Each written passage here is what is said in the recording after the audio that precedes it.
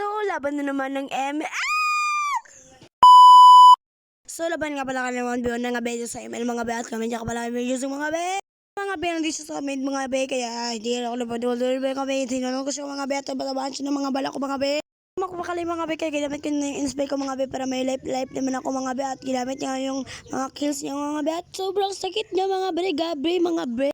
Ano ba yun be? Chares. Malay mga be at napitas niya ako dito mga be. First blood pa yan mga be.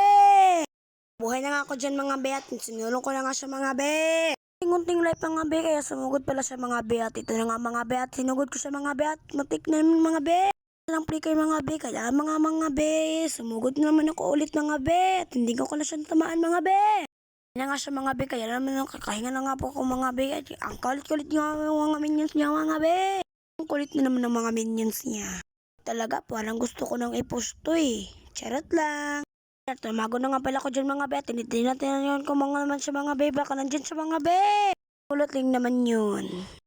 Nabangan ko nga siya dito mga be. Kaya ayun, nakapabakal naman siya mga be. Buti lang alam, nakatakas siya mga be. Yan ako mga be. Kaya hindi siya alam mga be nga. Tubo mo yung life mo mga be. Hindi ka na nga siya mamatay dito mga be. Kaya pinatay ko na talaga. Ayaw pa talaga umuwi. Kaya pinauwi ko na. Ipi naman mga be, ayan. Ipi pala pa naman si person. Kaya mga be, tinipitipihan ko na siya mga be. Hanggang sa tinipitipihan ko siya mga be. At umuwi na nga ako dyan mga be. Ito lang po. Thank you for watching.